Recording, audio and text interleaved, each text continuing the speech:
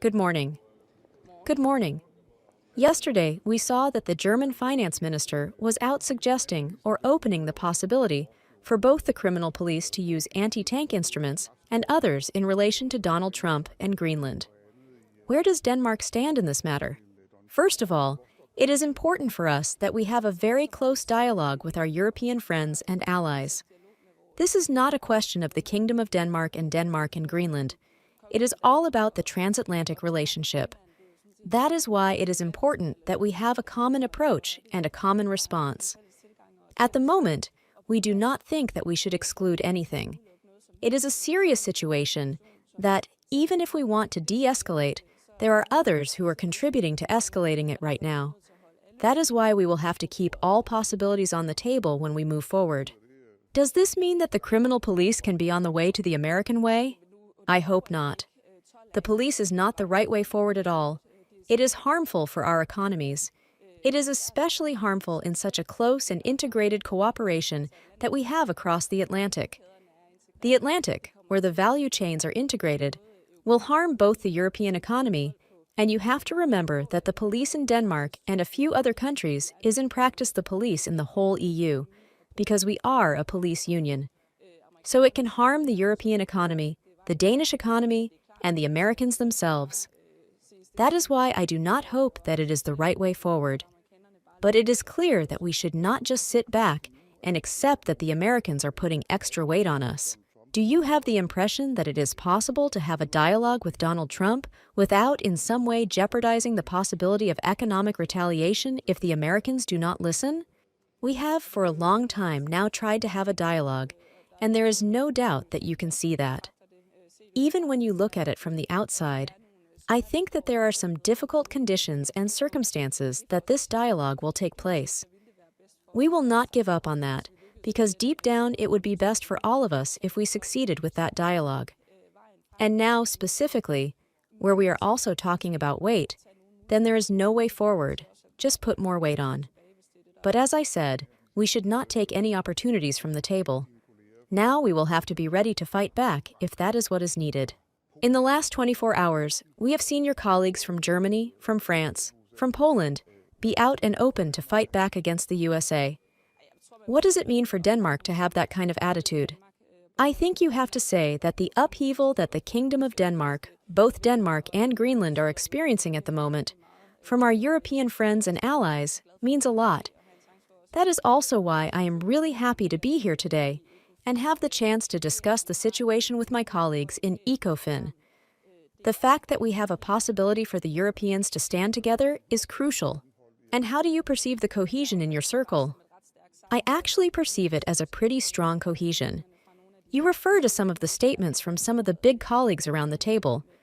I have a really good dialogue with many of my European colleagues who have followed this process closely throughout the past year, and who are also concerned that this is not just a question of the Kingdom of Denmark and the USA, but that it is actually about the entire transatlantic connection and the geopolitical uncertainty and the economic consequences. I actually think that there is a lot of understanding for this. So if the dialogue does not work, and Trump is taking his threats seriously and introduces the 12th of February, you are optimistic that the EU will react? I think that we will see that there will be a need for some form of defense. There are already some anti-tolls or retaliatory tolls that have been put on hold, which, if you don't do something, they will take effect. So there are a number of possibilities on the table. And as I said before, we should not close anything at the moment.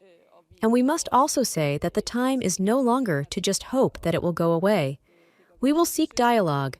We will try to avoid escalation, because 12 is not far away.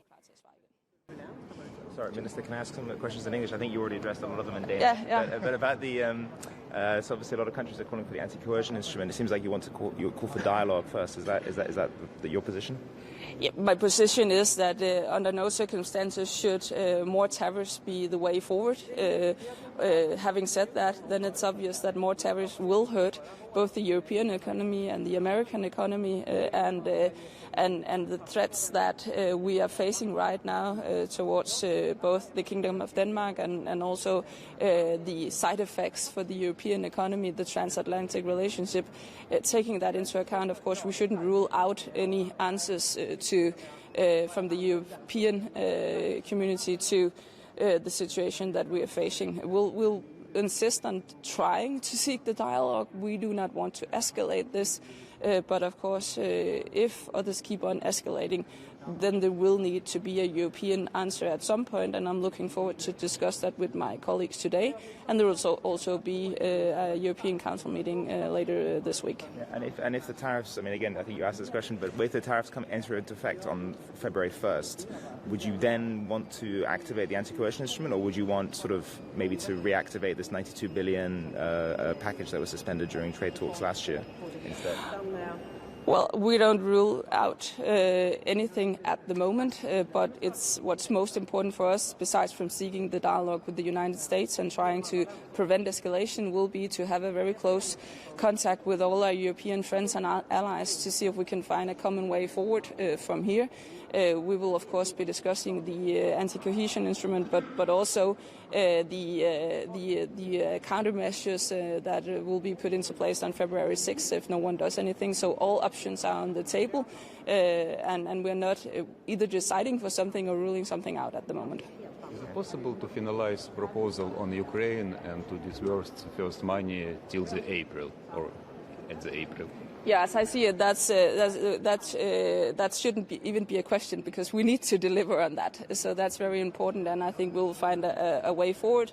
We had an important result before Christmas, settling the way forward, and now we just need to finalize the details. So, of course, we need to find a way forward on that. Yeah, thank you.